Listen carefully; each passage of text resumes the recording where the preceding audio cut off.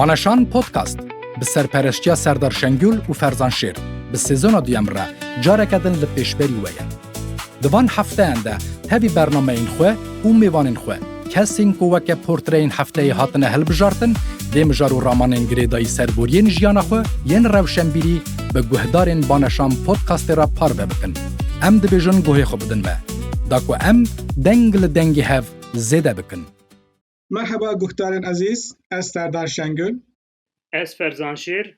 ام به برنامه کنو لپشبری ونه و هفته ام لسر مجاره سازی نویسکاریه از و فرزان ام صحبت بکن. از هیوی دکم جی برنامه که سود بخش ببه. فرزان کرم که ام تدست بی بکن. گلک سپاس ما مسته به دستورات از دست بی بکن. ما مسته نویسکار اکادمیسیونک بناوی نسرین کوچه لزاننگه ها مودانیای او بخواه گوتارک دربار وی مسئله سازی نویسکاری گوهرینا و دیروکی پاروکریه یعنی او با آوایی که گلکی خوش و با آوایی که کرتکارم بیشن یعنی هردکار بحثا گوهرینا سازی نویسکاری دیگه تگه ها نویسکاری دیگه ناوی گوتارا و اوه یعنی ام بیشن doğuşundan ölümüne yok oluşundan dirilişine yazar figürünün tarihsel gelişimi. Yani ez Kurdiya ve kesin ko Türkiye zanır bejim. Jüve dema zayina ve haya mirina ve jüve dema jinavrabuna ve haya ve jina ve güherina hemaya nivîskar.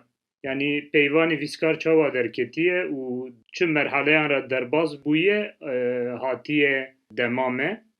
Em bejin peydabûna peyvê dispêre Sêamburkê ew bi xwe li ser çar peyvan disekine em bêjin yên bi latînî zêdetir.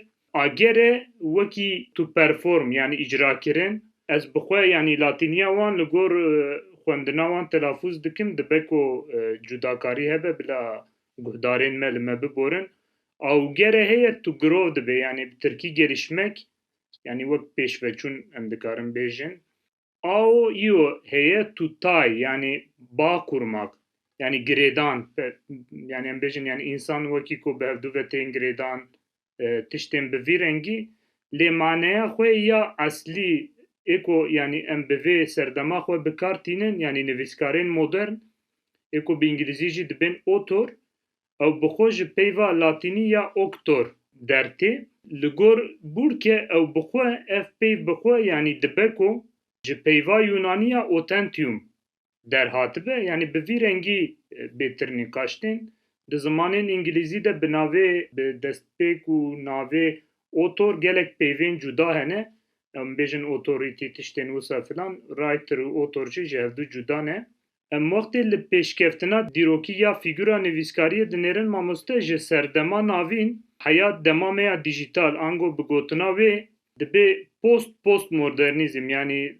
wan demên pey modernîzmê jî behs dike di pênc serdeman de ew bi xwe xulase pê dike em bêjin serdema navîn Rönesans, romantîzm, modernîzm û ji postmodern û heya vê demê werdigre. Bi rastî mesela em bêjin wextê behsa serdema navîn dike dûr du tişt dertên pêşberî me yek ji wan amraz e a din anonîmî ye em bêjin di vê serdemê de nivîskar ne wekî dehayeke afirîner ku tiştekî di afirînin tînin meydanê zêdetir wekî navgînek wekî amrazek an jî katibeke hatiye dîtin ku otorîteya xwe yani hem ji nerîtê ji em bêjin ji kevna şopiyê ji tradisyonê û ji xwedê werdigre ne kesekî xwesere û peyva din jî ku ji bo vê serdemê bikar tîne anonîmî ye ew jî ji ber ku berhemdana edebî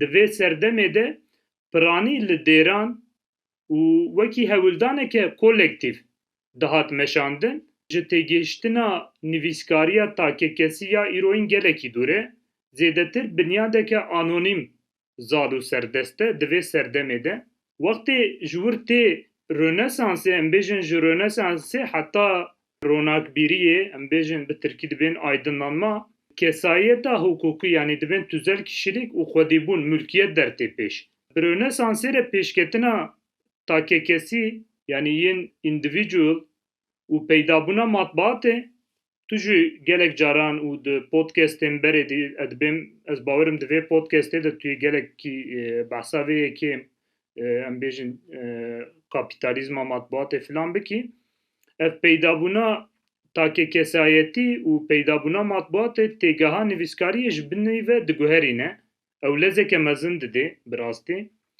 takêkesayetî di sed sala hevdemîn û hejdemîn de nivîskar em bêjin divan serdeman de vegeriyaya kesayeteke hukukî ku xwedîbûna berhema xwe di dest xwe de digire dikare mafê telîfê bixwaze û ji nivîsandina xwe berpirsiyar be bi mana darazî û hukukî di vê serdemê de hêdî ev tişt dest pê dikin û peyva dinya ku di vê serdemê de kar dike orjinalîteye resembûne nivîskar êdî li şûna veguhastina peyameke îlahî em bêjin ji bo veguhastina wahyan em bêjin li gorî yektayîbûna çîrokên xwe yani tiştên yekta dinivîse û çîrokên xwe daxwazê dikin ku bibin otoriteyek li ser metnê di vê serdemê de di serdema ronekbiriyê de êdî nivîskarî bi wê daxwaza otoritebûnê ve radibin îcar wextê tu tê romantîzmê têgeha nivîskarê xwedareng yani em bêjin di kirasê xweda de û bi daxwaza ku bibe xwedayek em bêjin yani bi wî çavî êdî li xwe dinêre û dahî yani wekî genius yani tiştekî pir hêja diafirîne yani ji kesên ji rêzê di vê serdema modernîzmê hêza afirandinê em bêjin wekî din jî giringî pêdan û alaqeya biyografîk dest pê dike ev jî di dawiya sed sala hejdemîn û di sed sala nozdemîn de zêdetir êdî qutsiyetek din li şaîran bar kiribûn êdî ew kesên genius dahî bûn xeyalsaziya em bêjin yekta bêhemta weko gerdûnê ew bi xwe ji nû ve biafirîne şiyaneke wisa hêzeke wisa di xwe de didît di serdema romantîk de nivîskar êdî ne kesek bû ku gotinên îlahî dubare bike lê fîgûrek bû ku mîmesîsa çalakiya afirandinê bike em bêjin teqlîda afirandinê bike li ba me em bêjin li aliyê xerza dibêjin bizar yani bizarê afirandinê dike giringî pêdan û alaqeya biyografîk jî yani em bêjin rexne ji berhemê zêdetir bala xwe dide kirdeya ku wê berhemê afirandiye yani kî ev berhem nivîsandiye hêza wê afirinariya xeyalî bêka çawa dişuxile çawa kar dike li ser van raveka disekinin di serdema em bêjin romantîzmê de serdema modernîzmê ji bo me ji bo xwîneran jî bêtir nase çünkü êdî yani sed sal gelekî nêzî vê serdema me dibe û gelekî berhemên ku em bêjin klasîkên realîst û yên parîkî romantîk mirov jê derxe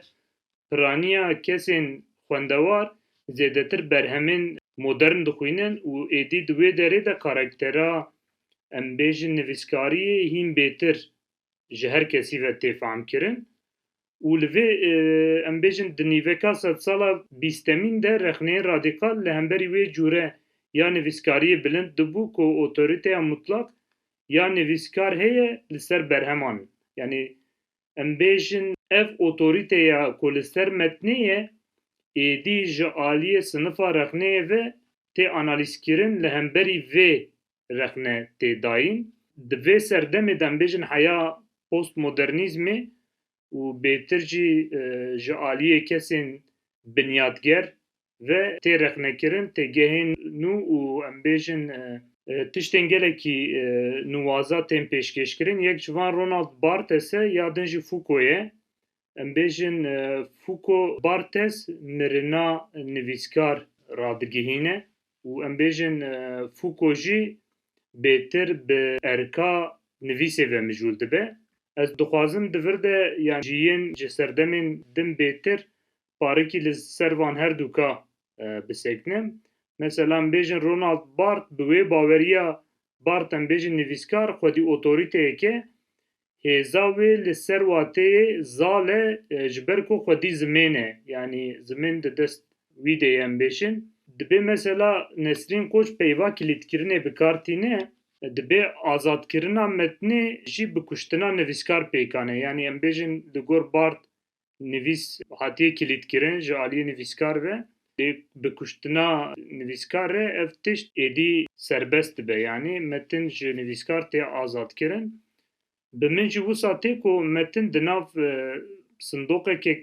efsûnî de be û wextê ku em bêjin nivîskar mir êdî ew devê sindoqê ve dibe filan êdî metin dîskur gotar her tiştê de belav dibin mirov dikare bixwîne filan çawa ku nivîskarên me dibêjin berhema meriv wek zarokên meriv e yanî em bêjin nivîskarên Kurd pirî caran di hevpeyvîna de em bêjin di semîneran de filan em gelekî caran vî tiştê dibihîzin dibin yanî mesela ev berhem wekû zarokên meriv e li gor Bartes bi rastî ev tişt ne wisa ye nivîskar ne baveke ku berî metnê em bêjin ji dayîk bûbe lê nivîsendeyeke skriptor e ku bi heman demê re tevî metnê ji dayîk bûbe di fehma ew kê de li gor neqilkirina Nesrîn Koç em bêjin fehma Bartesî bi vî rengî ye yanî tiştê Foucault'ê filan yanî ez ê behsa çend tiştên din ez ê ji te jî bipirsim mamoste em vê pirsê ji bîr nekin yanî ez dixwazim em li ser wê ji niha de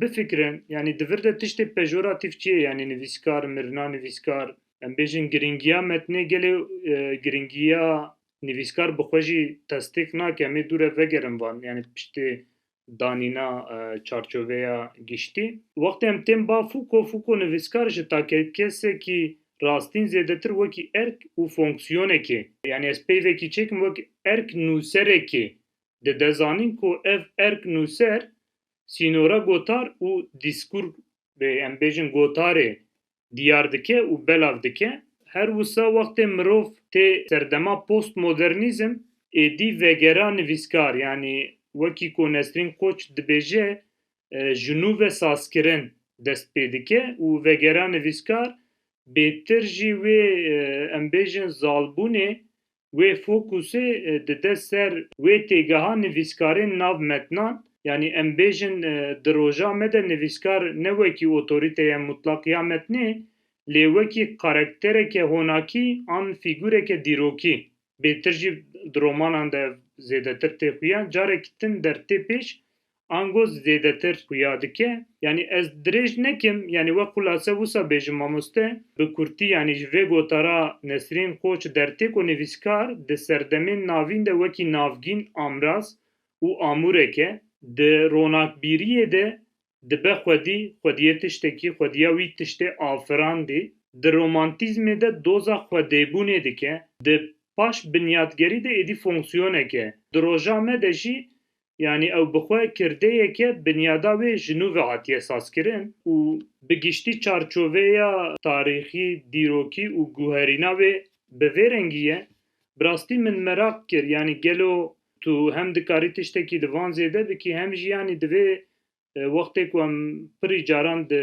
nav podcastê me de jî bi vî rengî ye em bêtir dixwazin term û termînolojiya em bêjin rêbazan xwe yên hem yên nû deynin hem jî bêtir bi nezeriya kolonyal postkolonyal van tişta ji nû ve şîrove bikin bi rastî jî tu jî gelek tiştên yanî mînakên nûmuneyên baş ji dunyayê tînî ber me xwendevanên Kurdan tu dikarî mamoste tiştekî dê zêde bikî an na Ya ferzan ew çerçeveye ku yanî Nesrîn Koç daniye hem imkanên rexneya edebiyatya Ewropa navendî nişanî me dide hem jî sînorên wan nişanî me dide gava em sernavê vê gotarê em dinêrin dibêje ji zayînê heta mirinê yanî ji destpêka heta belkî îroyîn ama hem tecrübeya Ewropayê yani dîrok rasterast ve dîrok nûsîn rasterast li ser tecrübeya Ewropa ava bûye hem jî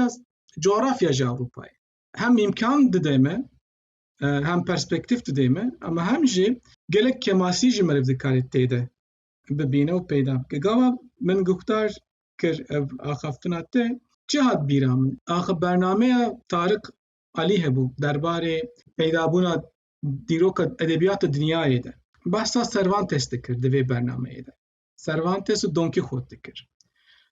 Dibêje û destpêka Don Quixote de Cervantes bixwe behsa hin tomaran dike. û dibêje em ji nivîsandinê ji üslûbê fehm dikin ki tomarê ku evê li hengê divir Cervantes bixwe belkî nivîskar bixwe Cervantes nebêjî bi zimanê îspanyolî nîne. Li ji ber ku got bavê wan belkî bav û kalên wan vê zimanî zanibû, wê jê zanibû ku aîdê kîjan zimanî be, kîjan edebiyatê be. Du ihtimal hene. Yani berî ku ev misilmana û cihûyan ji İspanya, Endülüs hatine qewirandin, edebiyatekî bi vê rengî, zimanekî bi vê rengê li wê hebû. Li piştre vana gava çûn gelek kitêbên erebî hatine şewitandin. Belkî dibêje Tarık Alî, Cervantes dixwaze peyamekî wisa dide ku di bingeha Don Quixote de edebiyata yan jî metnên çîrokên erebî jî hebin. Yani metnên ku gelek teorisyanan û dîrokzanan dibêjin edebiyata roman na hemdem bi vê romanê, bi vê berhemê dest pê kir. Don Quixote bixwe belkî metnekî melez e. Di heman demê de aîdê gelek dinyayê. Belkî divê em ji vir dest pê bikin. Nivîskar kî ye û saziyê nivîskarî çi ye?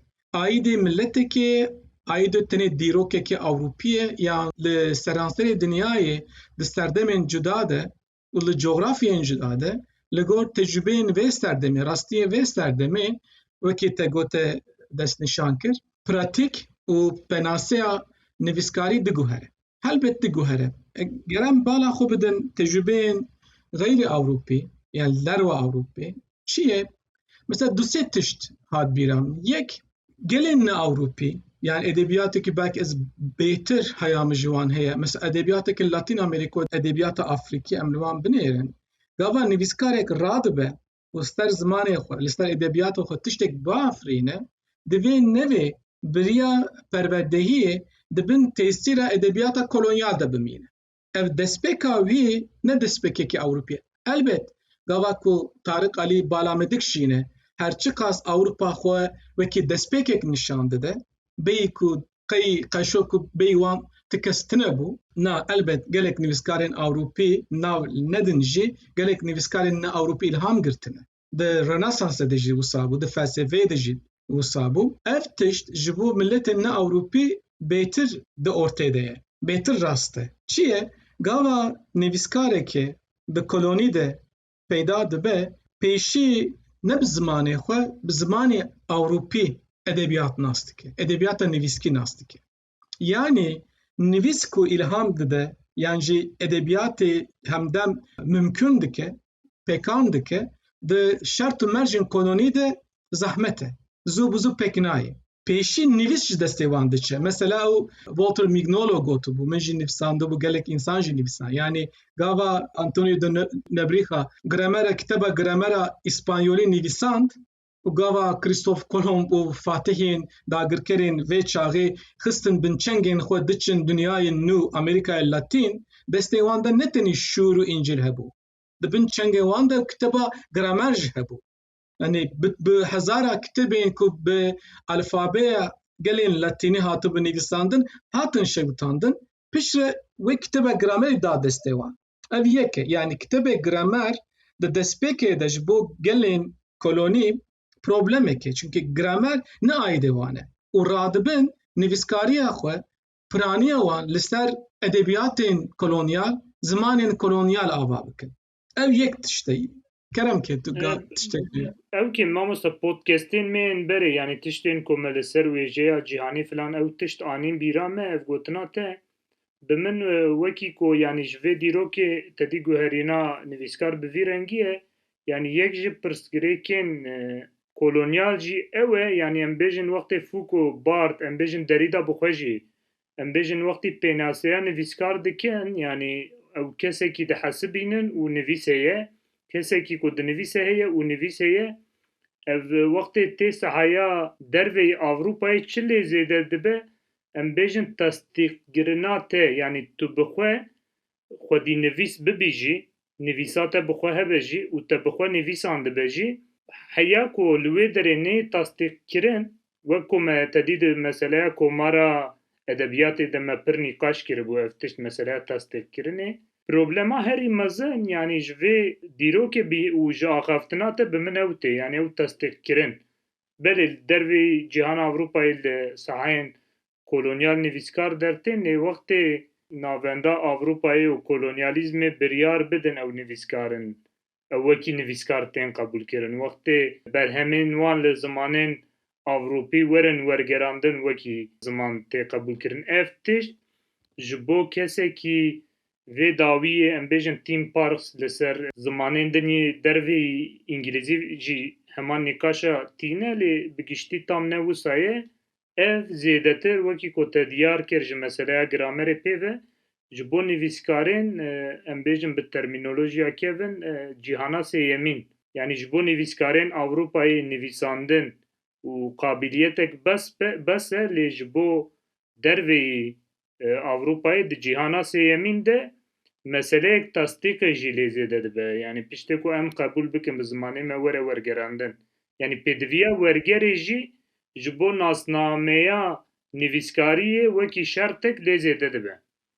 Elbet pir mühim e wisa ye xebera te ye û gava mesela Nesrîn Ko jî got yani te di vê maqalê ku te jê neqil kiriye di vir de jî diyar e yani nivîskarî hin şert û mecd li Ewropa çêbûye bi min çin e dibêjin li dervayê kilîse dêra û çînên tabaqeyan ruhanî bi saya mektebên nû yên bajarî seküler tabaqeyên nû ya xwenda hatine meydanê û vay însanan metnên nû dixwestin yani kilerjiyê ruhanî metnên dînî dixwestin ne tenê ji bo zevkê xwendinê lê ji da ku bibin pisporê vê cemiyetê ruhanî yani bi qewlê Max Weber xwendin tiştekî meslekî bû ne ji bo keyfê bû ne ji bo zevkê bû lê tam di van sed salan de hem bi kifşkirina matbaayê hem jî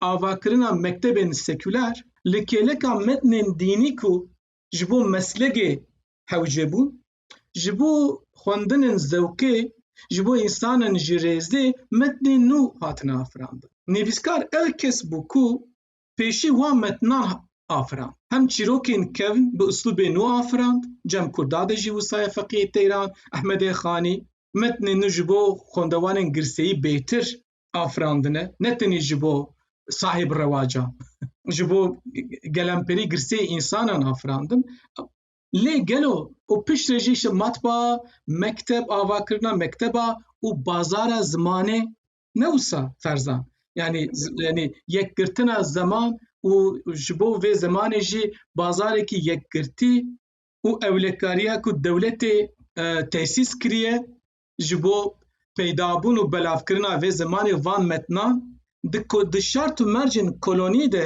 hema yek ji wan jî ne serpiya ye tiştekî enteresan e matbaa ku ava kiriye bi piranî hezên kolonyal e hêzên niştecî jî yani eger ev hez û qudret wan re çêbe ku matbaayên xwe çapxaneyên xwe ava bikin pir zehmet e ku li ser piya bimînin yan jî belavkirina metnan jî gelekî zehmet e û mekteb jî piranî bi zimanê wan nîne loma cemme belki ez dixwazim tam ez û tu vê tiştê nîqaş bikin cemme nivîskar serê xwe ji metin û edebiyatê bêhtir ji şert û mercên ku pêşketina edebiyatê asten kiriye serê xwe bi van şert û mercan re êşandine gelo di vê şert û mercan da edebiyat û xwerû û nivîskarekî xwerû yan ji wekî saziyekî nivîskarî derdkeve meydanê yan na ne wisa Belê mamoste jî tam dixwazim vê yekê ji te bipirsim yanî mesele em bêjin hem yê telîfê yanî hem jî berpirsiyariya te ya li ser metnê ez ê ji bo Kurdan bipirsim lê dixwazim mesela vê yekê bi bîra te bîne mesela em bêjin wextê ku Derrîda di ewkê de kiryarên edebiyatê edebiyat edîmlerî ew jî edebiyatê wekî saziyek bi nav dike navê gotara wê çi bû ew saziya hanê ku dibêjine edebiyat neşaş bim edebiyat dedikleri şu tuhaf kurum yani wê peyva saziyê bikartîne îcar li gor Derrîda mamoste ew serdema Rönesansê jî em bînin bîra xwe li wir kesayeta tûzel ango yê hukukî derketibûne wisa.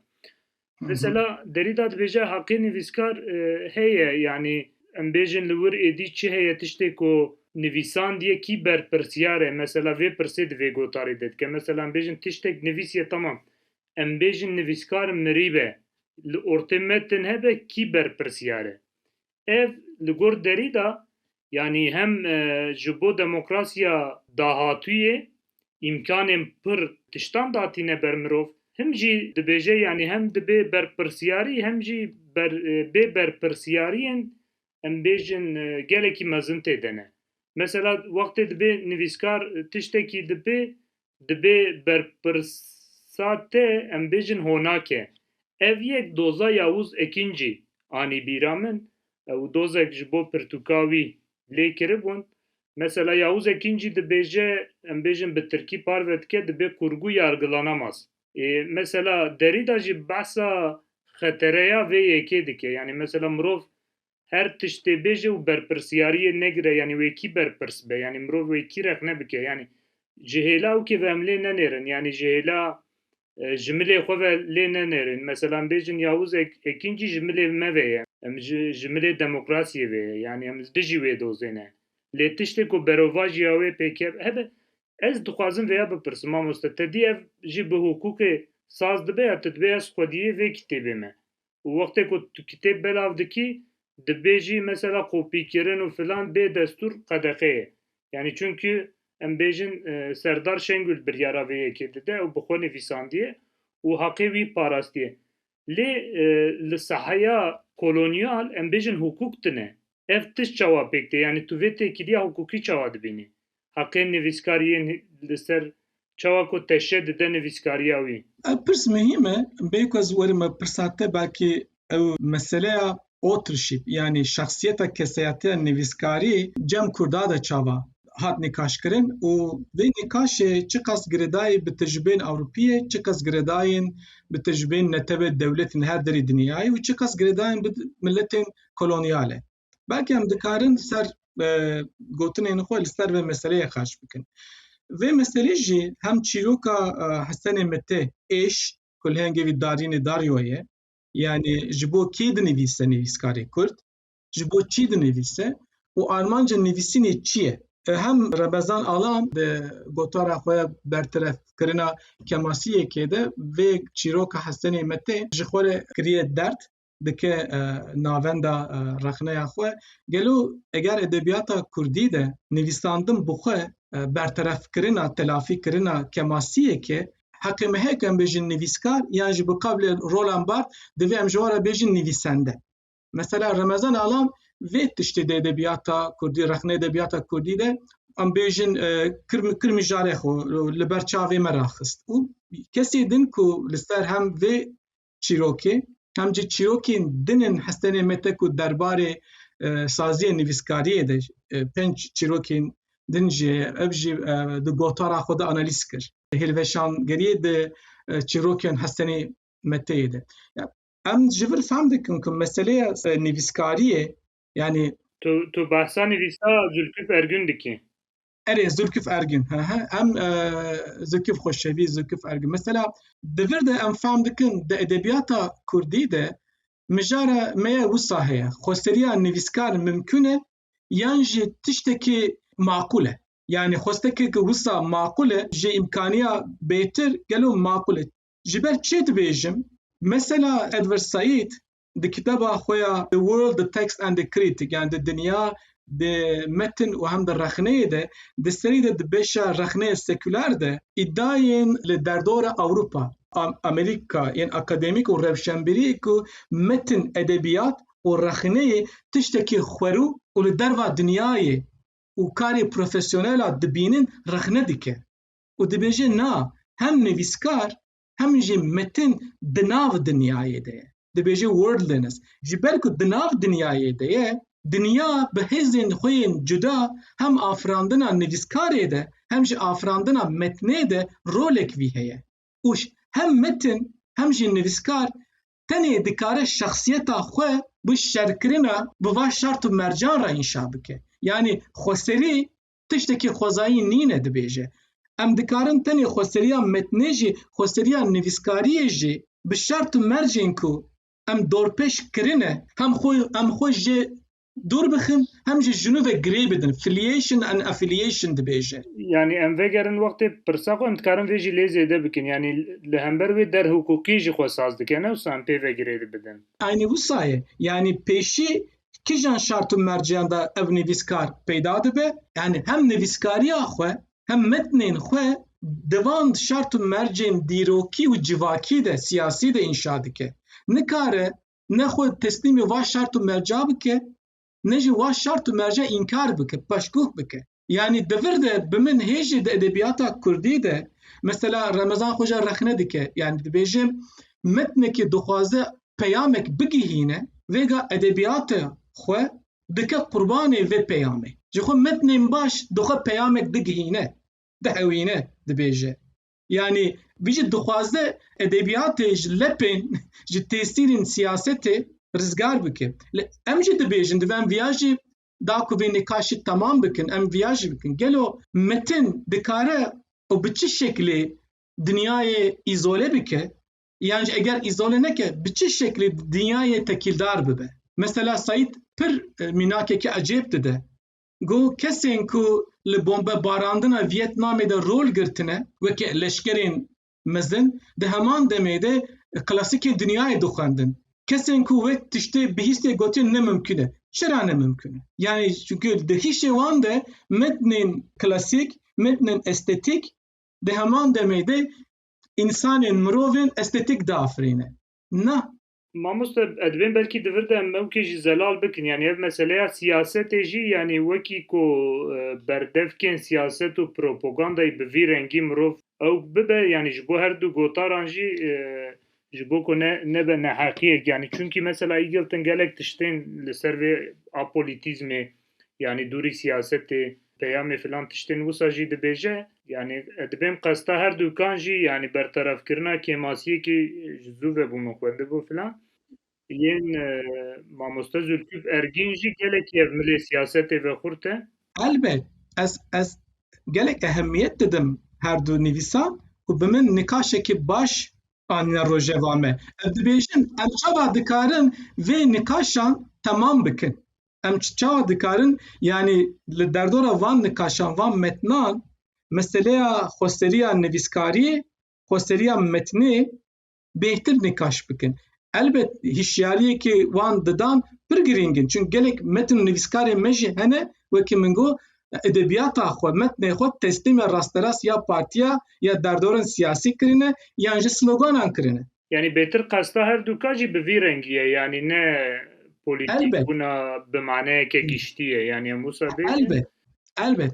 Divir de ferzan meseleyek din derdkeve. Gelo bê ku mere xwe teslîmê derdorên siyasî bike, çawa metnê ku dinyayê tekîldar e binivîse. Çünkü meylek wisa jî cem me çêbûye, ez edebiyat dinivîsim, ez nivîskarim, tenê ji metnê xwe mes'ûlum, elbet wisa ye. Mamoste ew ke Ahmed Altan wextê ku ji girtîgehê derketibû ew Yasemîn Çongar wextê bi evdûre dipeyivîn Yasemîn Çongar yani pirseke wisa rasterast cê pirsî yani got mesela tu yê peyvê xwe nivîsên xwe bidomînî an tu yê pişta xwe bidîyê tu yê herî mala xwe. Ahmed Altan tiştekî baş dibêje. Dibêje ew kesên ku li hember daxwaza civakê tiştin dinivîsin hin kes jî pişta xwe didin civakê em bêjin tenê bi hunera xwe mijûl dibin. Dibe her du jî wêrekî jê re hewce ye. Yani kesên ku qet guh nede civakê here mala xwe rûne tenê romana binivîse ew jî wêrekî jê re lazim e. Bi rastî ew hat bîra min û ez dixwazim ew kê lê zêde bikim. Mesela her du gotar jî pir girîng in lê dibêm her du gotar jî îlhama xwe ji êşa Hesenê me tê digirin ya girîngtîr ew e mamoste. Yani em bêjin çawa ku Freud em bêjin ji ew kê Dostoyevskî îlham digire, dîsa em bêjin nivîskarên afirîner di milê teorîk de tên hewara me. Yani tiştin li ber me dixin. Tabî ev tu carî ji keda Ramazan Alan û Zülküf Ergün kêm nake. Lê ez dixwazim parîkî fokusa me li ser wir be di wir de mesela em bêjin ev tiştê ku Nesrin Koç dibêje yazarin gerî dönüşü yani vegera nivîskar ev tişt dûr de ji xuya dike yani dibe di serdema postmodernîzmê de yani em bêjin li pey postmodernîzmê êdî ew têgeha nivîskar di nav metnan de tê nîqaşkirin. Li ba me jî tê nîqaşkirin ez ê yekî bikujim Maria Melekek bûya Firat Cewerî karakterên nivîskar hene.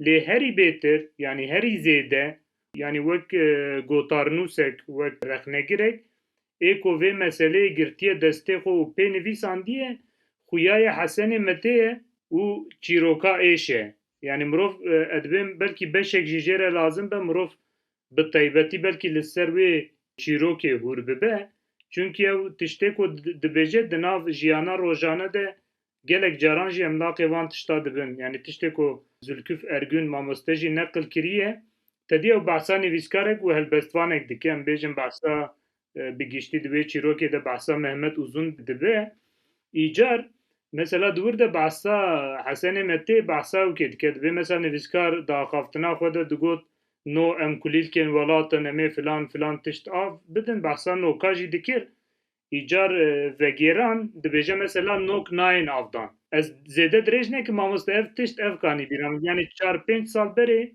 li Batmanê semîner hebû şaredariyê Batmanê em vexwendibûn wir Muayyed Tayyip jî hatibû heman tiştê ji bo Mahmud Baksî digot mesela Mahmud Baksî got tiştek nivîsandiye mesela bêjin behsa hin çivîka dike mesela dibe zivistanê dibe ne mümkün e ew çivîk zivistanê xuya bikin dibe mesela behsa hin kulîlkan dike buharê xuya dike lê em bêjin havînê xuya nakan zivistanê digot min jê pirsiye yani gotiye ya Mahmud mesela tu behsa van dikî di romanê de lê dibe mesela ew kulîlk em bêjin buharê an havînê xuya nakin yani ew zivistanê dertên an zivistanê dernayên buharê xuya dikin filan dibe ola min li ferhengê nêrî heme min wisa nivîsand yani ev jî tiştekî balkêş e bi rastî Durust e xebera tê ferzan mesele gava em li edebiyata Kurdî dinêrin ez heta ku ez zanim dikarim wisa bêjim mesela di serdama Ehmedê Xanî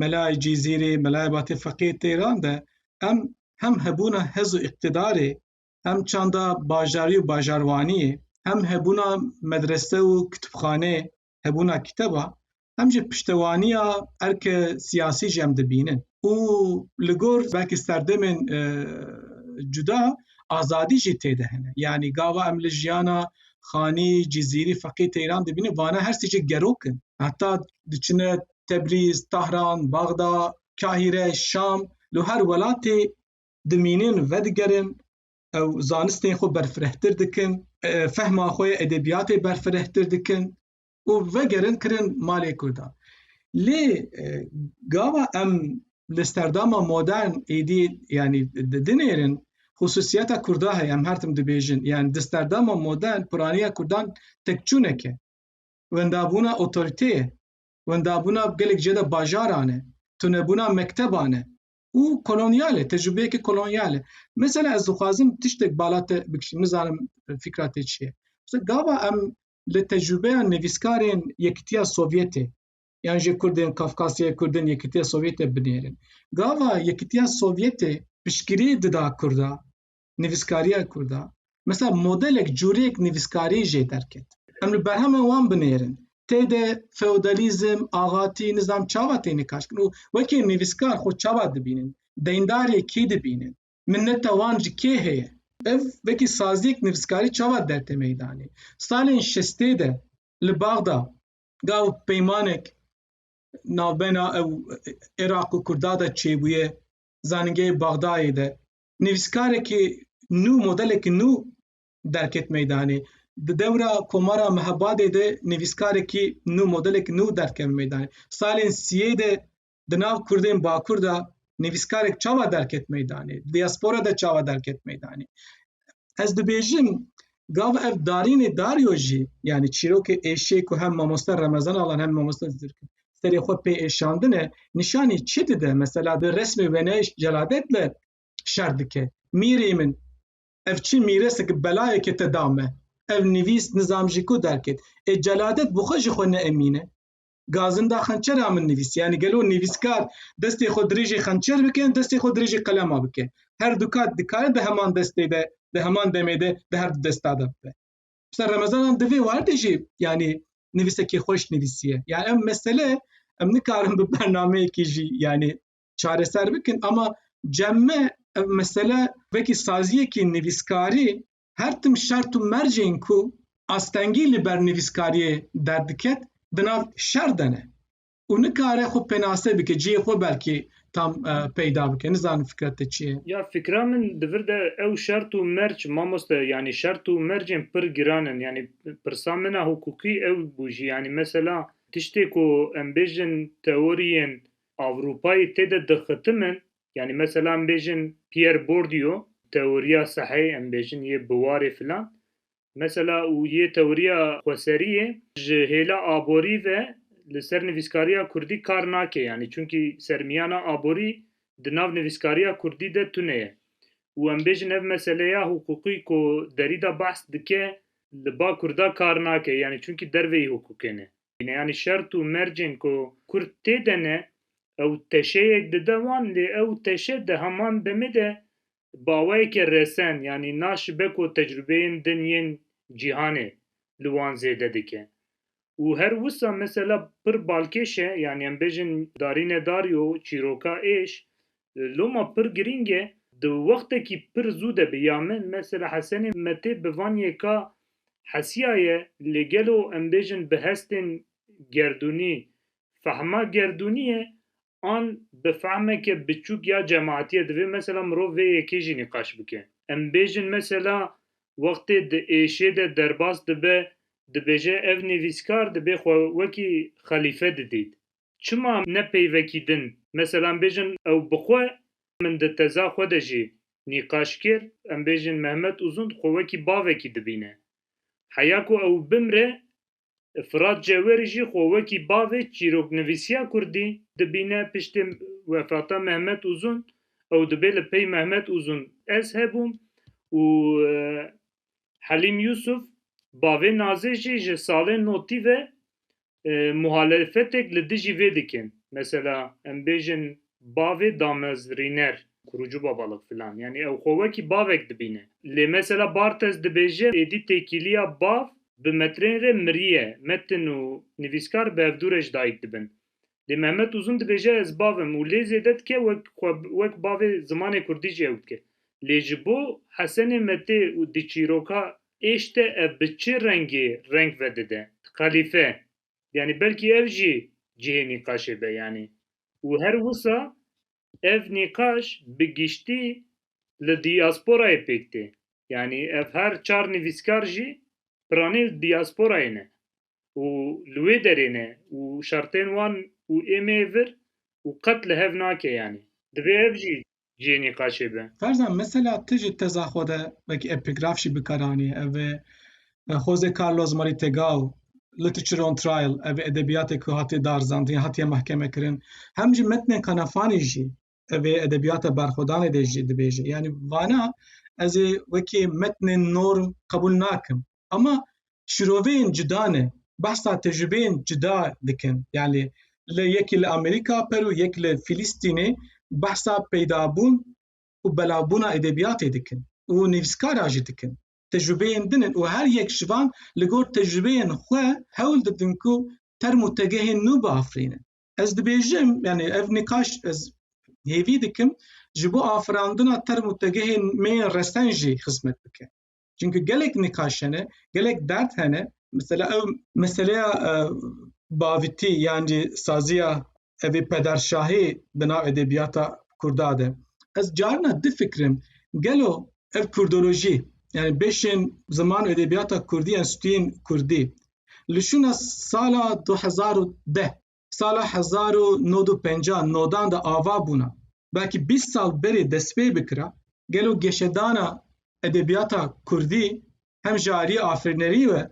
hem ji aliyê teoriyê ve di çi astê de bûna yani ez çima ez vê pirsê dipirsim yani saziya nivîskarî jî xweseriya metnê jî rasterast giredayê şert û mercên mêyên dîrokî siyasî û civakî ne tê de şekil digire. Yani tu de heman demê de saziyên hunerî û saziyên fîzîkî jî bevdû ve girê didî ez wisa fam dikim. Tekildarin. Bi hevî dûre tekildarin. Mesela ger devlet pêşiya wan negirta. Yani ê ku ji va mekteba mezûn bûna di heman demê de wekî mamoste kar peyda bikirana û zimanê Kurdî di mektebên seretayî de jî bi avakê rek û pêk hîn kirina zarokên Kurda û bêşên edebiyata Kurdî de jî îmkana peydakirina kar hebûya, vê çaxê hem hejmarê xwendevanan zêde bûna, hem wekî girseyê berfirehtir bûya û tekiliya xwendevan û nivîskar jî de biguhere. Yani darînê daryo ev derdek çi ye? Yani nivîskarî wekî tiştekî efsûnî derdkeve meydanê. Wekî tabîb derdkeve meydanê. Bibe dermanê hemû derd û birînên me. Rastiya xwe de tiştek wisa dihevîne nehevîne ne mühîm e.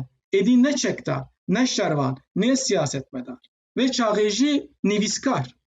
Evê şexsiyetekî utopîkê din derdkeve meydan û carina bi min nivîskarên me jî vê otoriteyê ji bo xwe dixwazin ji xwe. Yani li gel tabaqeyên ruhanî, alîm û şêx, li gel tabaqeyên siyasî, carina nivîskarên Kurd jî cihên wisa dixwazin. Yani bi xwe baveriya xwe bi vê tiştê efsûnî tînin. Hinek ji wan jî bi min sedûsted red dikin. Na, got edebiyat tiştekî xweser e, dixwazin xweserî edebiyatê biparêzin. Ez wisa dibînim, lê ev nîqaş jî hê jî berdewam e. Mamoste zêde jî wextê me nema ez dixwazim tiştekî yani wekî ku bi çavê antropolojî işte bipirsim. Tabî wextê teza xwe min hemû romanên Kurdî nexwendin.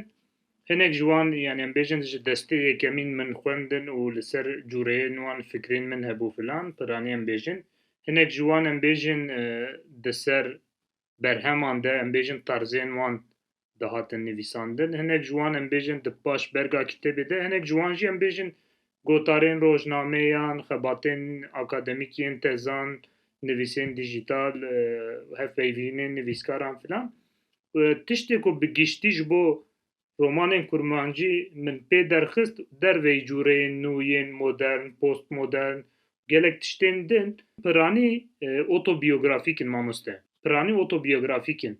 Ev bi min pir balkêş tê. Yani mesela hinek roman hene bêtir jî em bêjin mesela romanên Weşanxaneya Aram bi vî rengînê yên dibin mesela bîranîn roman. Yani ew jî wekî romanên bîranînî yên biyografîk, otobiyografîk filan. Lê di nav Kurdan de cûreya ku yani xwerû biyografî be, biyografî însanan li gorî Kafkasyayê tune. Mesela em bêjin di Kafkasyayê Eskerê Boyîk, em bêjin Tîmûrê Xelîl, Tosinê Reşîd mesela yên li paş xwemayî em bêjin yên berî xwe nerîtên berî xwe li ser wan tiştina nivîsandine ev zêde li Bakur tune. Em bêjin xebatên xwerû ku bikeve nav jûreya biyografîkê min. Lê roman piranî biyografîk in. Ez dixwazim vê alaqeya biyografiyê ji bo saziya nivîskariyê ew ji bo yani jêra derûnî de jî mirov dikare bipirse û narsîzma ku wê saziyê xwedî dike, xurt dike, geşe pê dide filan. Tu vê alaqayê çawa dibînî mesela tekîliya biyografiyê û saziya nivîskariyê, otobiyografiyê çawa dinirxînî? Ya Ferzan, tenê dikarim wekî çavderiyekê parve bikim. Yani xebatekî rekûpek min ne nekiriye. Ama bi min ew yani nivîskarên Kurd mesela bifikre wexta ku Musa Anter qimîn nivîsiye gelo çavkaniyên wî çi bû? Yani berdestê Musa Anter ji bo nivîsandinê çi hebû? Kîjan metin hebû? Ji ber ku di nav Kurda da mezin bû. Ji navendê ku Kurdî hê vê çaxê zindî bû dihat, Kurdiya wê pir xurt bû. Lê metnê ji bo xwendinê, ji bo sererastkirinê, ji bo gramerê piraniya heta demê nêzik van salên davê piraniya destê nivîskara de jî tune bû. Emrê wan sermayeyê wan bû. û emrê wan jiyanê wan sermayeyê wan ji bo edebiyata wan bû. Yani ez wisa dibînim îmkanên xwendinê piranî ji bo metnên Tirkî hebû. û piranî jî metnên heta wan salên davê metnên Tirkî û edebiyata Tirkî dixwendin û belkî dibin têsir edebiyata Tirkî jî diman. Lê biyografîn bi min nişanî çi dide? Ev yek دخوازن تجربه ژیانێکی پێیەکی وەندا بکە پارڤە بکە bi Kurdî bi cemaatê dîtir berfirehtir parve bike. A du diyar eger edebiyat biriya metna jî bi pêşkeve peyda dibe dikemile. Mesela bifikre edebiyata klasîk jî wisa bû. Mesela derdorê medreseyê de edebiyat çawa peyda bûye? Mesela Cigerxwîn. Hani hin cara li edebiyata wê dinêrin dibêjin ev çi di hêcê xortaniya xwe de Ehmed Hüseynî dibêje. Hêdî xortaniya xwe de şîrên vê pir kemilandî bû ji ber çi? Çünkü dibin destê wî de dîwana Melay Cizrê hebû, Ehmedê Xanî hebû. Metnên baş hebû da ku ji wan îstîfade bike. Mesela van salên da vê binêre nizam ez ji te bipirsim gava ku metnên Kurdî ji parçeyên dinên welat hatine wergerandin û metnên Kurdî cem Kurda zêde bibe êdî şêveyên nivîsandinê jî naverok jî diguhere. Di biguhere jî tu yê bibînî.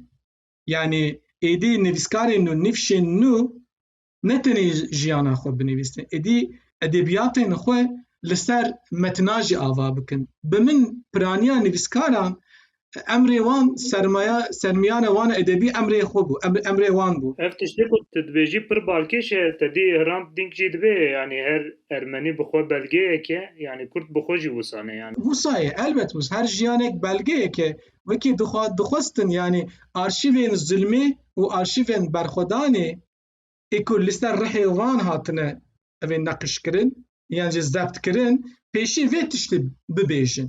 Yani Necmaya Katîb Yasîn jî wisa bû. Gava ev di Setîfê de xwepeşandanê de ev jî wî jî cî digirt. Gelek işkenceyê giran jî dît. Mesela ew Necma biyografîk e, otobiyografîk alîkî de. Yani herkes sicilên arşîvên kolonyalîzmê û dişkolonyalîzmê pêşî li rihên xwe û li bedenan xwe gerandine û peyda kirine. Belkî loma, belkî ji ber vê yekî biyografî derket pêş. Erê ew kî ji mamoste piranî yani ev cûreyên xwendinê dîrokê filan yani gelek sûd ji biyografiyê bigirin jî bêtir wekî ku navenda xwe dikin belgeyan yani ew zêde ji tiştên subjektifî zêde hez nakin. Lê mesela bêjin Derrida mesela hem ji bo nivîsê û hem jî ji bo ku ew nivîs perçeyeke arşîvkirinê ye û li cem wî em bêjin vegerana dîrokê honaka edebî û em bêjin ramansaziya felsefê yani di nav nivîsê de tên cemhev di hev de dihewin em bêjin. Derrida yani dibêje mesela otobiyografî jî em bêjin dikare potansiyelên çandî yên herî mezin pêk bîne çi teorîk çi dîrokî û felsefî. Doma yani ew bi xwe jî yani girîng e ne belheqe yani.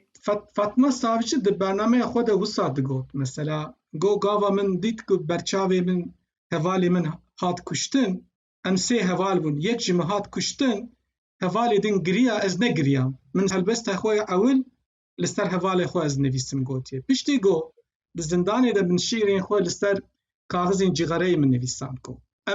Em bipirsin, em nîqaş bikin. Yani ev çîrok jî parçeya beşa nivîskariya saziya nivîskariya Kurdan e.